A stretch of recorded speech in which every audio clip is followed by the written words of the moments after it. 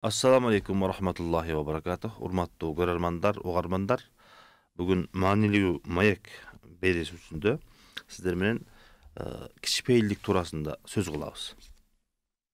Bugünkü bul beribizde uşul temаны tandaганыбыздын sebebi urmatlı görermanlar, ogarmanlar.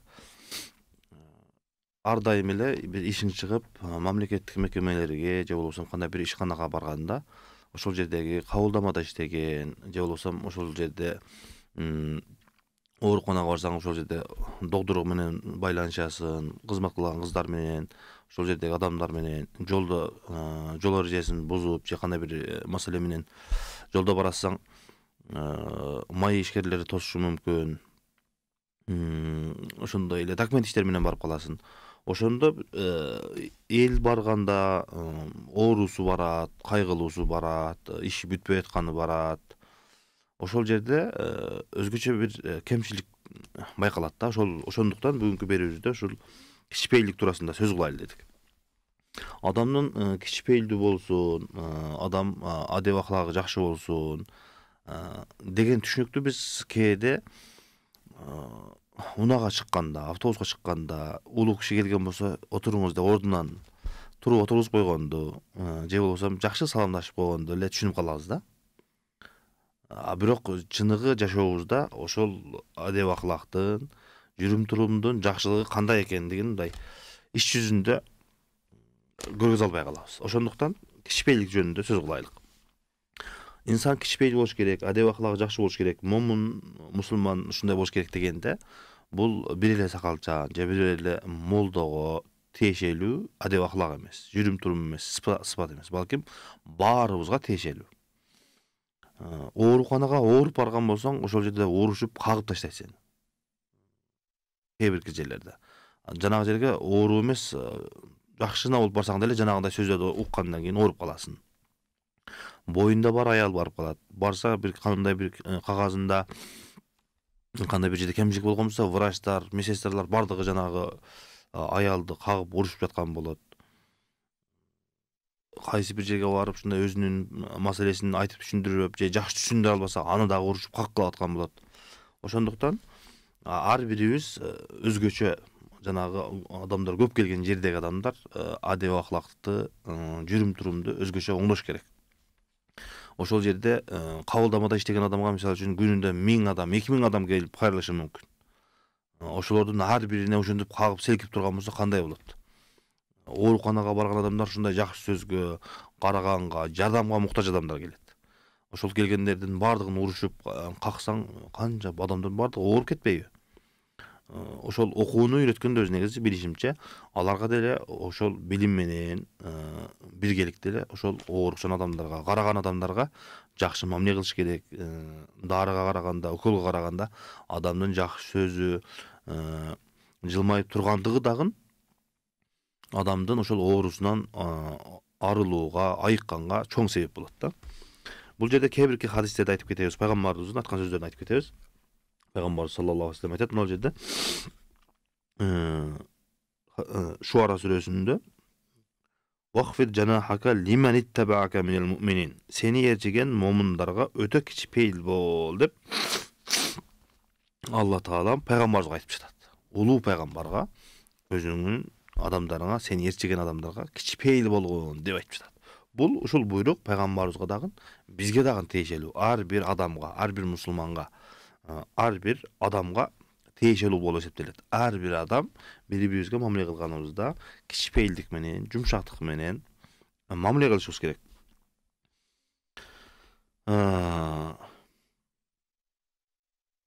Дагы бир башка аятта Алла Таала Кур'ан-ы Керимде дейт: Бисмиллахир-рахманир-рахим. Я юханнасу инна халакнакум мин закари ва унса ва жаалнакум шууба ва кабаила литаарафу инна акрамакум индаллахи аткакум.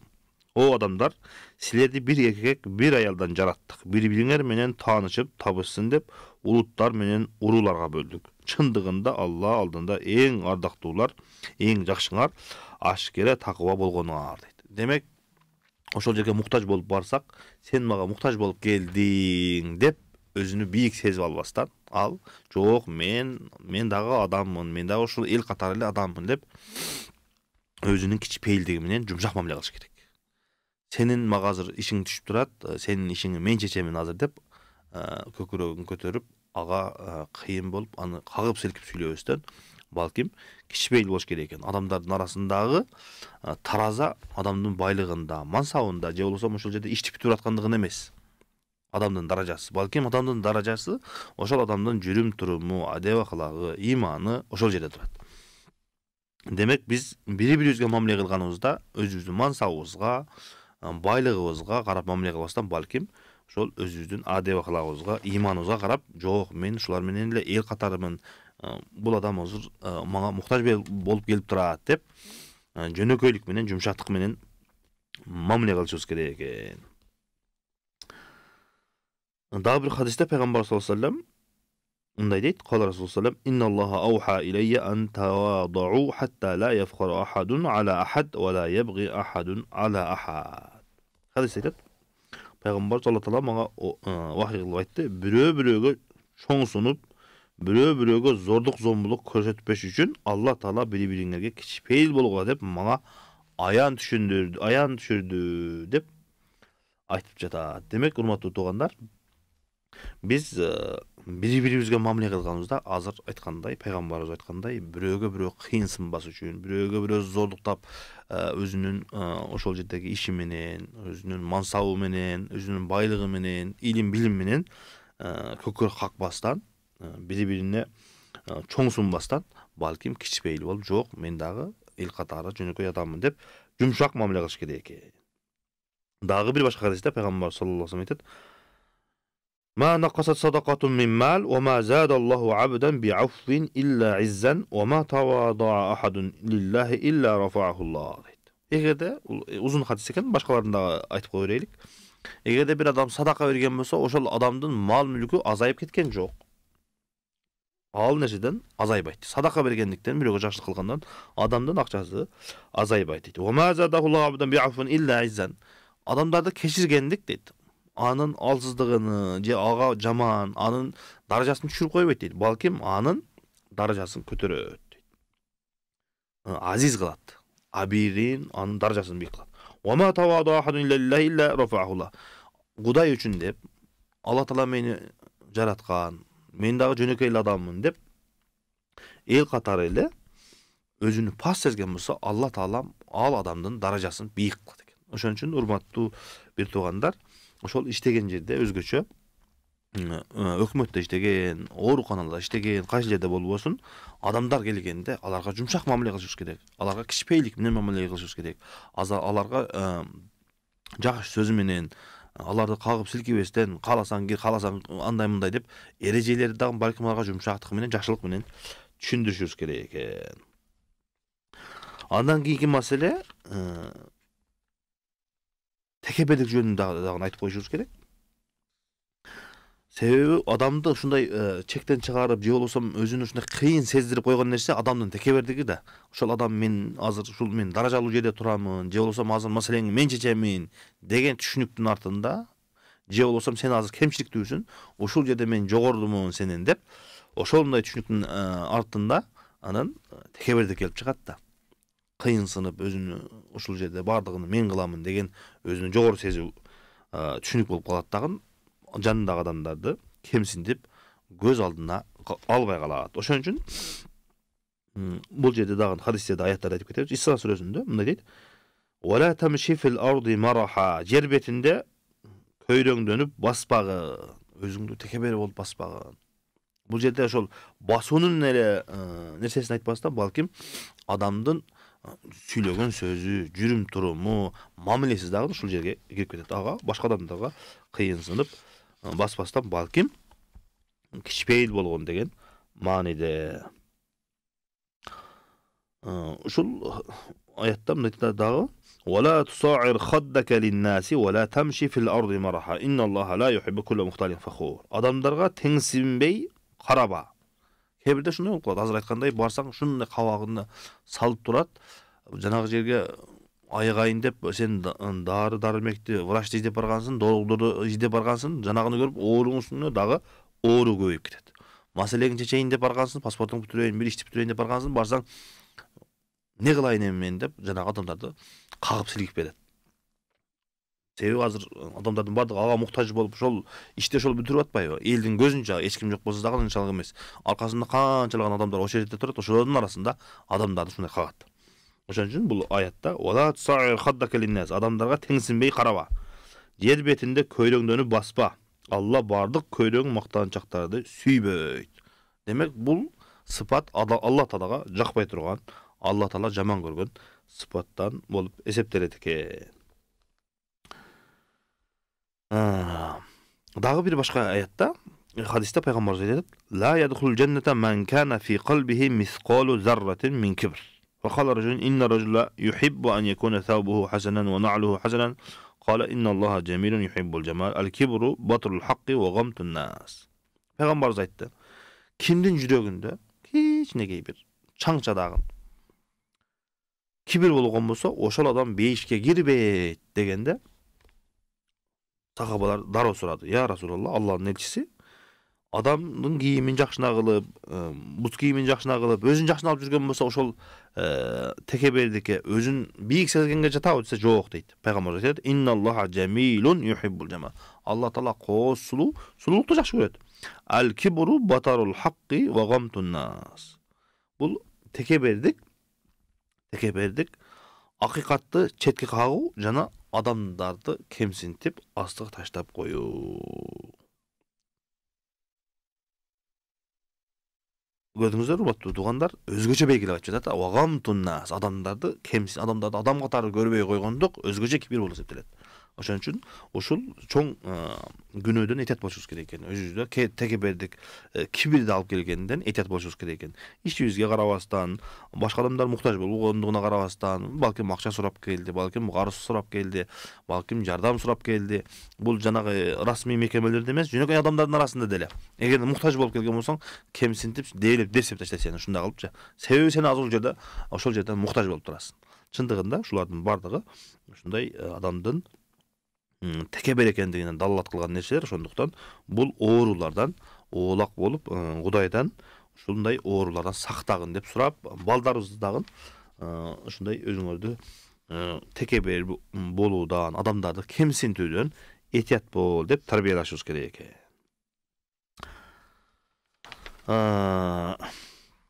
Эми жакшы кулк мүнөз жөнүндө дагы кээ бир хадистерге токтолуп кетишибиз керек. Себеби бул бүгүнкү айта турган нерсебиз ушул кичпейилдик, текебердикти, анан жакшы кулк мүнөз.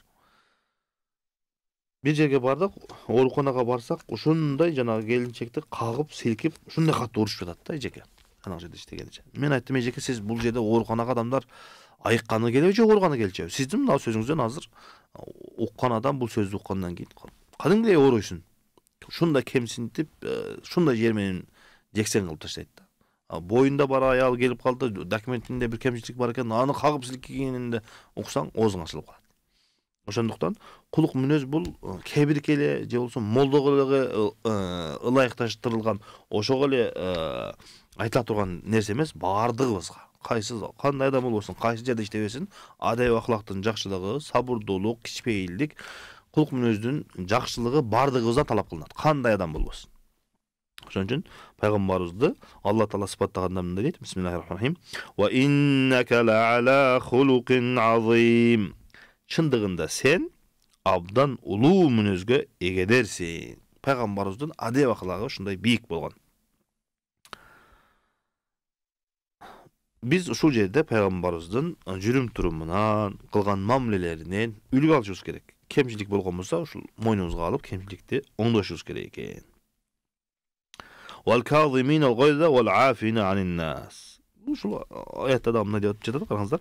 Ал такыбалар барлыкта да, тарлыкта да Алла жолунда мал мүлктөрүн сарпташат, ачууланганда ачуусун басып, адамдардын кемчиликтерин кечиришет. Ал ушундай жакшылык кылуучуларды сүйөт деп Алла Таала айтып жатат. Демек, ошол мекемеде иштеген адамга, адамдар көп келген жерде иштеген адамга эртең менен кечке чейин канчалаган адамдар келет, көп адамдар келет. ооруганы келет, жана ооруканада болгон болсо документ бүтүргөндөрдө көп адамдардын түрү келет. Кемпир, чал, жашы келет, түшүнбөгөнү келет. Айылдан келип калышы мүмкүн. Биринчи жолу паспорт алам деп келиши мүмкүн. Андай мекемеге биринчи жолу келип аткандар болушу мүмкүн, түшүнбөшү мүмкүн, билбеши мүмкүн. Ушундай нерселер бардыгы көп. Ошолордун бардыгын эске алып, аларга жумшатык менен, жакшы кулук мүнөз менен мамиле кылып, аларга жакшы түшүндүрүү иштерин жүргүзүш керек. Себеби азыр айткандай, момундардын, адамдардын эң жакшысы ким экен? Ал адамдын жумшагы, адеп аклагы жакшысы. Жанагы келген адамдарда кээ бириси ашуусу келип келиши мүмкүн, оорулуусу келиши мүмкүн, түшүнбөй келиши мүмкүн. Ошолордун бардыгында аларды кечириш керек. Ошол жерде өкмөттө иштеген, ошол жерде жоопкерчиликтүү адам сизге эртең кечке чейин канчалаган адамдар келет. Алардын бардыгын кечире билип, жумушуңузду так аткарып, алардын бардыгына бирдей жумшак мамиледе кылган болсоңуз, элдин бардыгы сүйүнүп, ата-энеңизге ыраазы болуп, рахматтарын айтып кетишет. Пайгамбар саллаллаху алейхи ва саллям дагы бир хадисте айтат: "Ма мин шейин асқалу фи мизалил муъмини яумал қиямати мин хуснил хулук, фа инналлаха юбғидул фахишал албази." Кыямат күнүндө адамдар жакшылыктарыны эстеп, бирөөсү бирөөгө жакшылык кылгандыгын, жакшы сөз сүйлөгөнүн, бирөөгө алтындан берди, акчасынан берди, жакшылык кылды, тамак ашын берди, кийим кечесин берди, жардам кылды. Ошолордун бардыгын эстеп, ушул таразама коюлса экен деп турганында, бирөөлөрдүн таразасы ушундай бийик болуп көтөрүлүп турат экен. Алар кимдер десе, алардын адеп аклагы жакшы адамдар. Балким намазынан дагы, балким башка ибадаттарынан дагы анын адеп аклагы жакшы болгон болсо, таразасы оор болуп, бейишке кирүүчү адамдардан болот экен. Ошон үчүн хадисте пайгамбарыбыз айтты: кыямат күнүндө момундун таразасына эң оор боло турган нерсе анын адеп аклагы. Чындыгында Алла Таала абийирсиз иштерди кылган жана уясыз сөздөрдү сүйлөгөн адамдарды жек көрөт. Демек, урматтуу бир туугандар, биз адамдарга мамиле кылганда мүмкүн болушунча өзүбүздү кармап, сабыр кылып, жакшы адеп аклак менен, жакшы кулук мүнөз менен мамиле кылышыбыз керек экен. Өзгөчө азыр биз айткан адамдар көп келе турган жердеги адамдарга өзгөчө айтылат булар. Себеби ал бир жерде иштейт дагы, аларга көптөгөн адам келет да. Эгерде бир эле эки адам жолдо барат, экөө мындай өтүп кетиши мүмкүн. Бир айда бир жылда бир жолугуп калышы мүмкүн. Бирок жанагындай мекемеде иштеген адамдарга күн сайын миңдеген адамдар келет. Ошолордун бардыгына ушундай жаман адеп аклак менен зыян берип, аларга азап бере берген болсо, ал адамдын күнөөсү ушундай көп болуп кетет экен. Дагы bir başka hadiste bunda deydi Peygamber sallallahu aleyhi ve sellem innel mu'mina la yudriku bi husni hulukihi derecete saimel qaim. Elesет көрүңүздөр, bir adam эртеминен кечке чейин орозо кармап жүрөт. Кандай сооптуу иш. Ошол эле убакта намаздарын окуп, жакшы иштерди кылып жүрөт. Эми bir адамдын адеп аклагы жакшы, кулук мүнөзү жакшы, намаздарын окуйт, бирок ошондой болсо дагы ал адеп аклагы жакшы, эртеминен кечке чейин ага келген адамдардын бардыгына жакшы сүйлөп, жакшы мамиле кылып жатат. Ошол адамдын даражасыз дагы жанагы эртеминен кечке чейин орозосун кармап, намаз окуган адам кандай соопторго жетишип жатса, адеп аклагы жакшы адам дагы ошондой соопторго жетишет экен. Алла Таалам барыбызды ошондой соопторго жете турган жана өзүнү кармап, жумшак мамиле кыла турган, адеп аклагы жакшы адамдардан кылган болсун деп Алла Тааладан сурайбыз. Пайгамбар саллаллаху алейхи ва саллям дагы бир башка хадисте дейт: "Инна мин ахаббикум илейя ва aqrabikум минни majlisan yawmal qiyama ahasinukum akhlaqa." Пайгамбар айтат, кыямат күнүндө адамдар ар түрдүү болуп, даражалары ар кыл болот. Соуна жараша, жакшы иштерине жараша адамдардын даражасы ушундай болот. Ошондой эле пайгамбарыбызга жакын адамдар дагы ушундай болот. Пайгамбарыбыз айтат бул жерде: кыямат күнүндө мен үчүн эң сүйүктүүрөөк, мага жакыныраак боло турган адамдар кимдер десе, ахасинукум ахлакан.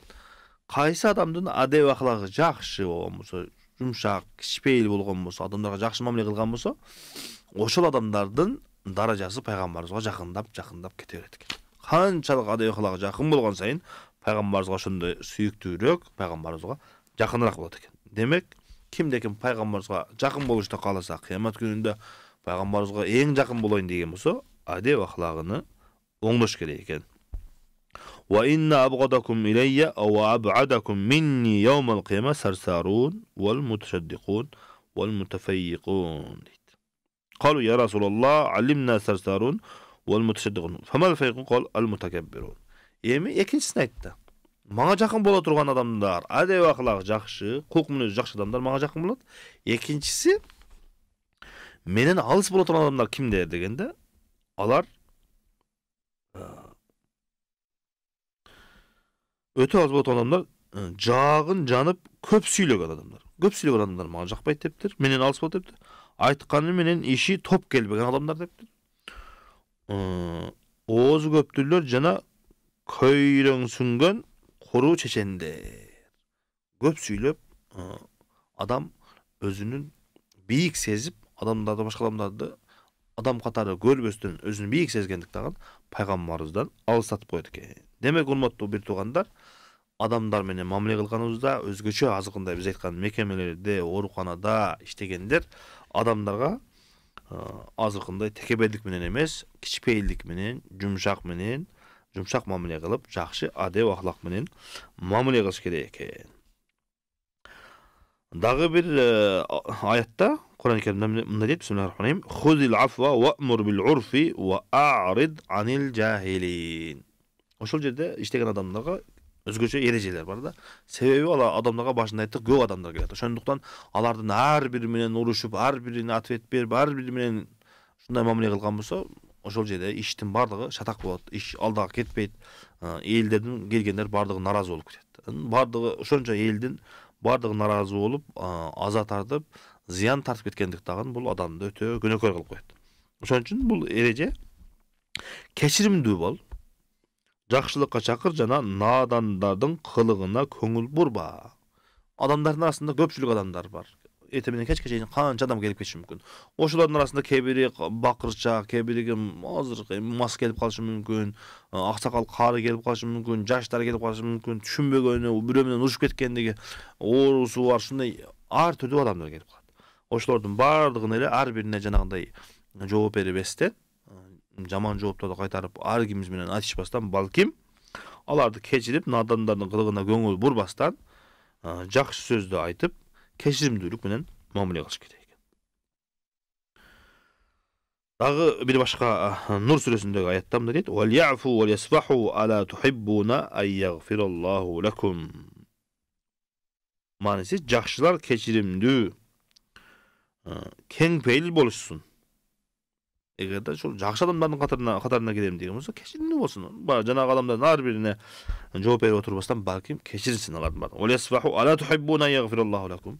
Алла таалам силерди кечиришти каалабайсыңарбы дейт. Карасаңыздар, урматтуу туугандар, эртең менен кечке чейин иштеген адамдарга канчалаган адамдар келди. Эми ушул жерде айтып жатат. Алла таала силердин кечиришин каалабайсыңарбы? Сизге ошондой адамдар келди, ар кимиз ушундай ар түрдүү адамдар келди. Алардын кемчиликтерин кечирип, жакшы мамиле кылсаңыз, Алла таала дагы сиздин кемчиликтериңизди кечирип, бейишине киргизет экен. Демек, бейишке киргенге бардыгыбыз куштарбыз, бардыгыбыз ишке киришти каалайбыз, бардыгыбыз Алла таала кечиришин каалайбыз. Демек, эмне кылышыбыз керек экен? Башка адамдарды кечире билип, аларга жакшы мамиле кылышыбыз керек экен.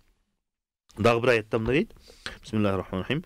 Валиман сабара ва гафара инна залика ламин азмил умур. Сабырдуулук кылып, кечире билгендер дин кылганы улууларга гана жарашкан өрнөктүү иштерде. Демек, улуулардын катарына киремин, жакшы адамдардын катарына киремин деген болсок, ошол сырттан келген адамдардын кемчилигине сабыр кылып,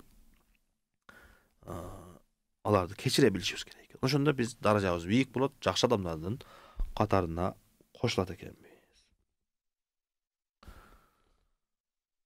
Дагы бир башка аятта айтат: Бисмиллахир-рахманир-рахим. Ла таставил хасанату ва ла саййа. Идфа биллати хия ахсан, фа иза аллази байнака ва байнаху адаватун кааннаху валийюн хамим. Ва ма юлаққаха илля аллазина сабару ва ма юлаққаха илля зу хаззин азим. Жакшылык менен жамандык эч качан бирдей эмес. ошол адамдарга жакшы мамиле кылып, жылмайып, алардын жамандыгына, кемчилигине карабастан жакшы мамиле кылгандыгыңыз сөзсүз түрдө сиздин жакшылыгыңыз бийикте болот. Албетте жакшы нерсе менен жаман нерсе бирдей болбойт. Жамандыкты эң жакшы ыкма менен алыстат. Ошол адамдар жаман мамиле кылса дагы, урматтуу бир тууган, ушул жерде иштеген адам, алардын жаман нерсесин дагы жакшы сөз менен, жакшы жылмаюу менен узатып кое алат. Ошондо сен араңарда душмандык бар адамдан абдан ынак доско айланганын байкайсың. Чындыгында бир жерге ачууң келип барсаң, сага жылмайып сүйлөп турган болсо, жакшы сүйлөп турган болсо, шундай ачууң келип турса дагы, жүрөгүң жумшап, ачууланганың кетип, жакшы сүйлөгүң келип калат.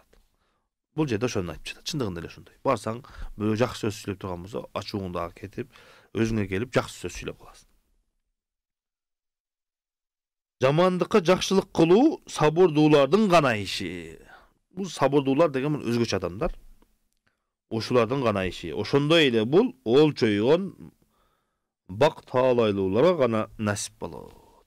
Демек, кимде-ким бактылуу боламын, жакшылыкка, ийгиликке жетемин деген болсо, урматтуу туугандар, ушундай жакшы адеп ахлакка, жакшы кулк мүнөзгө ээ болушубуз керек экен. Ошого аракет кылышыбыз керек экен. Ошондо гана биз бийик адамдардын даражасына жетебиз, жакшы адамдардын катарына кошулат экенбиз. Дагы бир хадисте пайгамбар саллаллаху алейхи ва саллям айтат: "Анна наби саллаллаху алейхи ва саллям инналлаха рафиқун юхиббур рифқ ва юъти аля рифқи ма ла юъти аля ал-унфи ва ма ла юъти аля ма сива." Айша разияллаху анха риваят кылган хадисте айтат: Пайгамбар саллаллаху алейхи ва саллям мындай деди: "Алла таала өтө боорукер.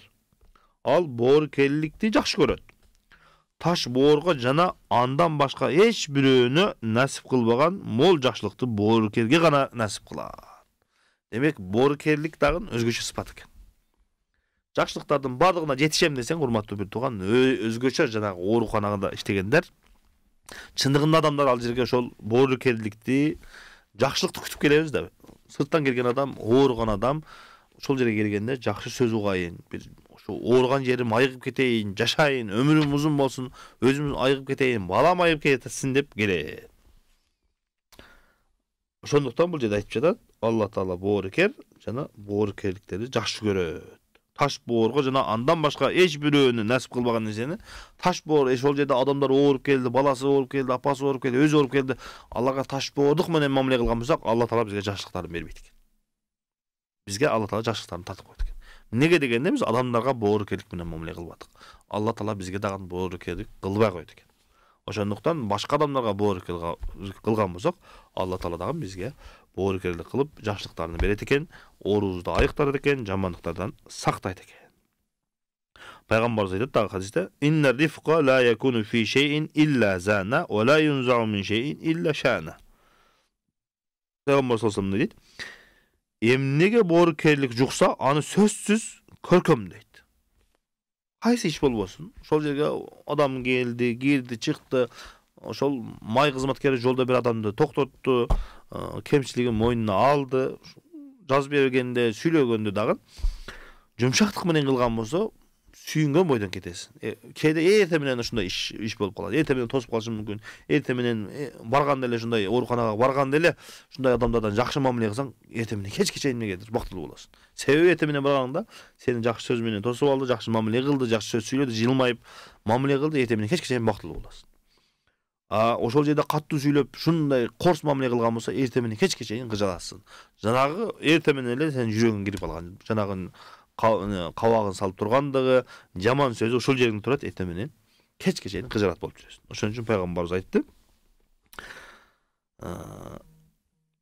кайсы жерде, кайсы иште, кайсы мамиледе боорукерлик болгон болсо, ошол иш көркөмдөлүп чырайына чыгат. Эмнеден боорукерлик жоголсо, аны сөзсүз кейип кетет. Кайсыл мамиледе, кайсыл жерде болбосун, боорукерлик кетип, корс мамиле болуп, таш боордук менен мамиле болгон болсо, ошол иштин, ошол үй бүлөнүн, ошол мамиленин кооздугу кетип, ушундай жиркеничтүү болуп калат. Жада калса ушуну барбайлы, экинчи барбайын деп кетесиң. Базарда деле ушундай. Базарга бир нерсе алайын деген болсоң, кээ бир адамга барсаң, ушундай корс сүйлөйт. Жанагы жерге экинчи жолу эч качан келбейсиң. Кээ бир жерге барсаң, ушундай жумшак сүйлөйт, кымбат болсо дагы, алыстан болсо дагы келесиң. Ошондуктан Boorukерлик, бул жумшактык өтө жакшы нерсе экен. Алла таалам ар бирибизге ушул сыпатты өзүбүзгө жуктурганга, аткарганга Алла таалам насип кылган болсун деп Алла тааладан сурайбыз. Урматтуу бир туугандар, биздин эфирибиз дагы соңуна чыгып баратат. Алла таалам баарыбыздан билип кылган, билбей кылган күнөөлөрүбүздү кечирген болсун. Ар бирибиздин адеп ахлагыбызды оңдогон болсун, ар бирибизде кичпейли кылган болсун. Ушундай мекемелерде иштегендерге өзгөчө айтып кетебиз. Сиздерге келген ооруган адамдарга, сиздерге кайрылган жарандарга, адамдарга ар бирине жумшак мамиле кылыңыздар. Жакшы жылмаюу менен, жакшы иштерин ошол өзүнүн чече албаган маселесин чечип, аларга жардам берип, пайгамбарыбыз айткандай, Алла таала буйрук кылгандай, бири-бирибизге жакшы мамиледе болойлук, кичпейликте болойлук, бири-бирибизге боорукер болойлук. Алла таалам бизге дагы өзүнүн боорукерлиги менен мамиле кылып, эки дүйнөдө кемчилигибизди кечирип, Алла таалам эки дүйнөдө баарыбызды шерменде кылбасын деп Алла тааладан сурап кетебиз. Кийинки берүүдөн кайрадан жолуккангача саламатта болуңуздар. Алла таалам баарыңыздардан ден соолугуңуздарды чыңгыган болсун. Ишиңиздерге ийгилик, үй бүлөңүздөргө береке берген болсун. Ассаламу алейкум ва рахматуллахи ва баракатух.